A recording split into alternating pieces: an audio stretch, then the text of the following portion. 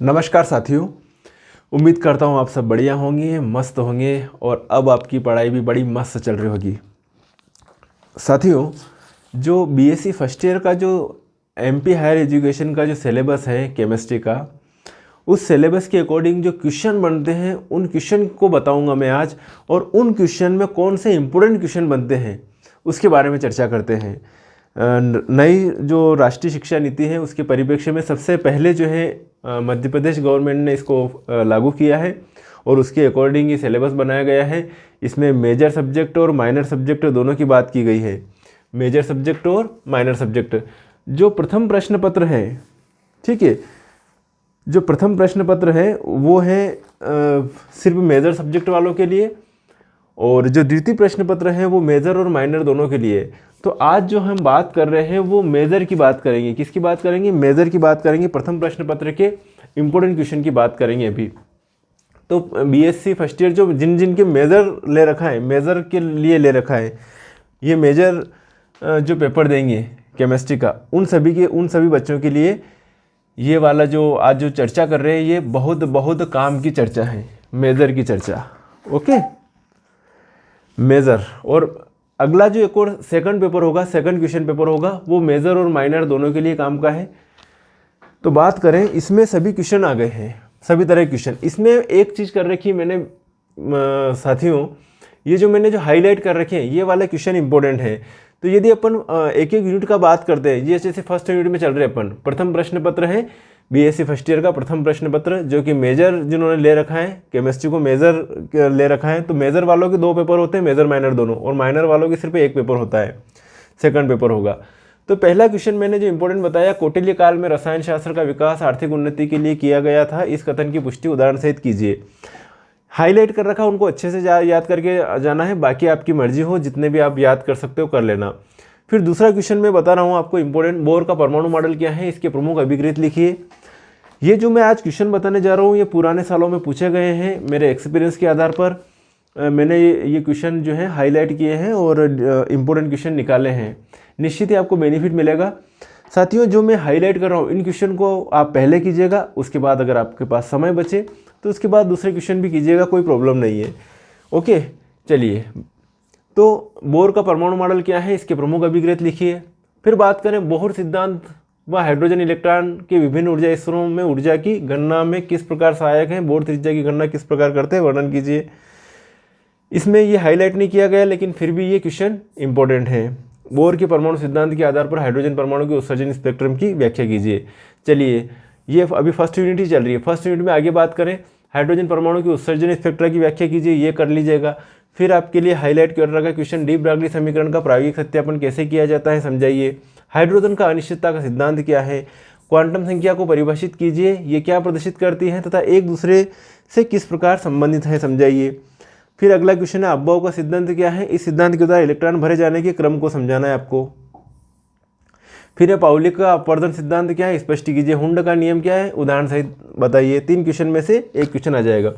ध्यान रखिएगा, जो आपका बीएससी फर्स्ट ईयर का सिलेबस है खुद से अच्छे से एनालिसिस कीजिएगा। अगर आपने कक्षा 11वीं अच्छे से कर रखी होगी तो 11th के अधिकतर टॉपिक इसमें दे रखे हैं, थोड़ा बहुत 12th के हैं, बाकी 11th के टॉपिक अधिकतर जो है इस जो आपका बीएससी फर्स्ट ईयर का केमिस्ट्री का सिलेबस है उसमें दिए हुए हैं। तो ज़्यादा परवाह नहीं करनी। सिलेबस कौन सा करना, आपको क्लास 11 का सिलेबस करना। क्लास 11 की जो किताब उठा के देखोगे केमिस्ट्री, वहाँ से आपको बहुत सारे टॉपिक मिल जाएंगे बीएससी फर्स्ट ईयर में। चलिए, यूनिट फर्स्ट के लिए मैंने जो बताया उनका आप स्क्रीनशॉट लेते जाना, और ये वाले क्वेश्चन जो है आपको करना यूनिट फर्स्ट के लिए। ओके, आगे बढ़े। यूनिट सेकंड में भी आप स्क्रीनशॉट लेते जाना। जैसे ये हाईलाइट कर रहे हैं वो क्वेश्चन पहले करना आप, बाकी आपकी मर्जी है, सारे क्वेश्चन करो तो भी कोई प्रॉब्लम नहीं, मैं मना नहीं करूँगा आपको। प्रभावी नाभिकीय आवेश से संबंधित स्लेटर नियम बताना है, परिरक्षण प्रभाव क्या है ये बताना। फिर आयनन एंथैल्पी या आयनन विभव से आप क्या समझते हैं, इसको प्रभावित करने वाले कारक कौन से हैं। चलिए, ऋण विद्युतता किसे कहते हैं, विद्युत ऋणात्मकता का निर्धारण कैसे किया जाता है, ये वाले क्वेश्चन इंपॉर्टेंट क्वेश्चन है, इनको आप करके जाइएगा एग्जाम में यूनिट सेकंड में। आगे बढ़े, यूनिट सेकंड में ये यूनिट सेकंड हो गई आपकी, है ना, ये क्वेश्चन करके जाइएगा अच्छे से। हर एक में अथवा भी आएगा, तो अथवा के हिसाब से कोई प्रॉब्लम नहीं है। विलायकन ऊर्जा क्या है, आयनिक, यूनिट 3 में है ना, विलायकन ऊर्जा क्या है, आयनिक ठोस पदार्थ की विलयशीलता किस प्रकार निर्भर करती है। फिर है फजन का नियम है, ये इंपॉर्टेंट है। फिजन के नियमों को उचित उदाहरणों के साथ विवेचना कीजिए। बॉर्न-हेबर चक्र बहुत इंपॉर्टेंट है, इसका वीडियो भी बना रखा है मैंने। बॉर्न-हेबर चक्र क्या है, इसकी सहायता से NaCl की चालक ऊर्जा कैसे ज्ञात करोगे। ओके, चलिए। सहसंयोजक बंध सिद्धांत के आधारभूत अभिग्रत लिखिए। इस सिद्धांत की सीमाएं क्या है। संकरण से आप क्या समझते हैं, उदाहरण देकर अकार्बनिक यौगिक में sp3 और dsp2 संकरण को समझाना है किसी भी अकार्बनिक यौगिक में। संयोजकता कोश इलेक्ट्रॉन युग्म प्रतिकृष्ण सिद्धांत, BACPR सिद्धांत बताना है आपको। Cl(F5) में क्लोरीन परमाणु तथा XiF4 में जिनान परमाणु दोनों sp3d2 संकरित अवस्था में है, फिर भी दोनों अणुओं की आकृति भिन्न भिन्न होती है। इन दोनों की आकृति आप समझना। ओके, बहुत सारे क्वेश्चन जो हैं ये 11 से रिलेटेड हैं, कोई प्रॉब्लम नहीं है। परमाणविक कक्षक क्या होते हैं, sp-d कक्षकों की आकृति एवं अभिविन्यास की व्याख्या कीजिए। अणुकक्षक सिद्धांत के मुख्य बिंदुओं को लिखिए। तो साथियों, ये हो गई आपकी जो है तीसरी यूनिट चल रही है। ऑक्सीजन और एंटो अणु तीसरी में ज़्यादा इंपॉर्टेंट निकाले मैंने। ऑक्सीजन और एंटो अणु के बनने में अणुकक्षक आरेख समझाना, वो आबंध कोटि बनाना निकालना आती होगी तो उससे रिलेटेड है ये। Li2 तथा Be2 अणु के लिए अणुकक्षक आरेख बनाइए, दोनों की बॉन्ड ऑर्डर निकालना भी है और अणुकक्षक आरेख भी बनाना है। CO तथा NO अणुओं की बंध कोटि को MO2 से समझाइए, MOT से। CN तथा HF अणु का अणुकक्षक आरेख बनाकर व्याख्या कीजिए। बंध कोण क्या है, संक्षेप में वर्णन कीजिए। तो ये क्वेश्चन हो गए बेटा जी इसके यूनिट 3 के। अब चलते हैं यूनिट 4 में। ध्यान रखना, ज़्यादा टिपिकल नहीं है BSc फर्स्ट ईयर। आपको अगर 11th का अच्छे से पढ़ रखी केमिस्ट्री तो यहाँ पर तकलीफ नहीं आएगी। तो 11th केमिस्ट्री से रिलेटेड ढेर सारे वीडियो बना रखे हैं और कोशिश करूँगा कि मैं ये जो आगे के टॉपिक हैं, आपके जो इंपॉर्टेंट क्वेश्चन हैं, इनके मैं वीडियो आपको अवेलेबल करवाऊँ। आरएनएस धारणा को उदाहरण से ही समझाइए। अगला क्वेश्चन, अम्ल क्षार की ब्रोस्टेड लॉरी अवधारणा को संक्षिप्त टिप्पणी लिखिए। लुईस अम्ल तथा लुईस क्षार क्या होते हैं, इनका वर्गीकरण कैसे किया जाता है। साथियों, एक बात और बता देता हूँ, मैं पेपर सेटर नहीं हूँ। पेपर सेटर जो होते हैं वो उनका माइंड एट ए टाइम क्या चल रहा है उनके हिसाब से क्वेश्चन बनते हैं, लेकिन मैंने अपने हिसाब से जो मेरा जो एक्सपीरियंस है इतने सालों का पढ़ाने का, उसके आधार पर और पुराने जो पिछले सालों में जो क्वेश्चन पूछे जाते हैं उसके आधार पर ये मैंने आपके लिए जो हाईलाइट किए हुए वो क्वेश्चन इंपॉर्टेंट क्वेश्चन है। बफर विलियन वाला कई बार पूछा गया है, तो बफर विलियन से रिलेटेड मैंने वीडियो भी बना रखा, सर्च करना बफर विलियन धनगर केमिस्ट्री, आपके सामने वीडियो आ जाएगा। ठीक है, बफर विलियन क्या है, इसके दो महत्वपूर्ण अनुप्रयोग बताइए। बहुत बढ़िया बात है। एरोमेटिक एमिनो की क्षारकता को प्रभावित करने वाले कारक कौन से, उदाहरण से ही समझाइए, मिल जाएंगे आपको ये। यूनिट 5 में चलते हैं। कार्बनिक अणुओं में कार्बन कितने प्रकार के संकरण देता है, भैया बढ़िया बात है। sp, sp2, sp3 तीन प्रकार के संकरण देता है अलग अलग कंडीशन में। संकरण के आधार पर अणुओं की संरचना कैसी होती है समझना आपको। अतिसंयुग्मन वेरी वेरी इंपॉर्टेंट क्वेश्चन है। अतिसंयुग्मन या हाइपर कंजुगेशन, ठीक है, या अबंधहीन अनुनाद कहो तो भी ठीक है, नॉन बॉन्ड रिजोनेंस। इलेक्ट्रोमेरिक प्रभाव को उदाहरण से ही समझाइए। अनुनाद क्या है। अगला है कार्बोनियम और कार्बेनियन, इन दोनों में से एक क्वेश्चन फिक्स है या फिर अतिसंयुग्मन में से। तो ये जो इसको स्क्रीनशॉट लीजिएगा, यहाँ से आपका एक क्वेश्चन फिक्स बैठ रहा है। कार्बेनियम आयन क्या है तथा ये किस प्रकार बनते हैं, इसके स्थायित्व का क्रम बताना है। कार्बेनियन क्या है, इससे रिलेटेड वीडियो बना रखे, कार्बेनियम का बना रखा, अतिसंयुग्मन का वीडियो बना रखा है मैंने BSc फर्स्ट ईयर के। ठीक है, BSc फर्स्ट ईयर की एक प्लेलिस्ट बना दूंगा, वहाँ से आप जो है BSc फर्स्ट ईयर से रिलेटेड वीडियो देखते रहना। क्लियर है।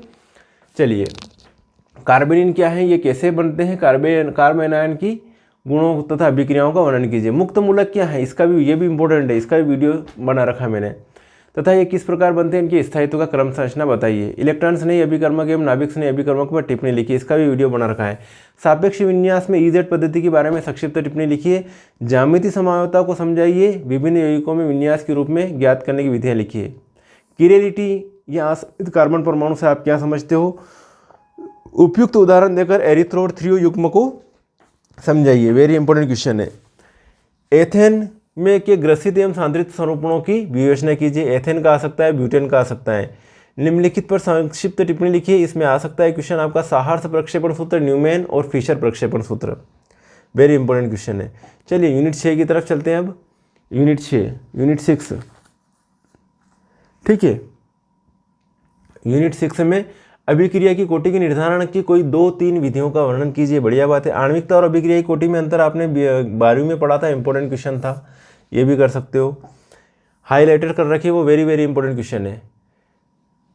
द्वितीय कोटि की अभिक्रिया क्या है, द्वितीय कोटि की अभिक्रिया के लिए वेग स्थिरांक, के लिए व्यंजक उत्पन्न कीजिए। जब दोनों अभिकारकों की सांद्रता समान हो तथा इसकी इकाई एवं अर्धायुकाल लिखिए। बढ़िया बात है। आभासी एक अणु अभिक्रिया पर टिप्पणी लिखिए। प्रथम कोटि की अभिक्रिया का अर्धायुकाल अभिकारक की प्रारंभिक सांद्रता सांद्रण पर निर्भर नहीं करता है, स्पष्ट कीजिए। तो ये तीनों क्वेश्चन इंपॉर्टेंट क्वेश्चन हो गए आपके। बाकी आपकी मर्जी, करो तो बढ़िया है, अच्छी बात है। लवण जल अपघटन पर टिप्पणी लिखिए। वेरी इंपॉर्टेंट क्वेश्चन है, आता रहता है, पूछा जाता है। सम आयन प्रभाव क्या है, उदाहरण देकर स्पष्ट कीजिए। विलेयता तथा विलेयता गुणनफल उत्पाद को उदाहरण देकर समझाइए। विलेयता गुणनफल के अनुप्रयोग लिखिए। तो साथियों, आज जो मैंने डिस्कस करी है, ये जो आपका जो पेपर था, ये कौन सा पेपर था, ये वाला प्रथम प्रश्न पत्र है इसका केमिस्ट्री का।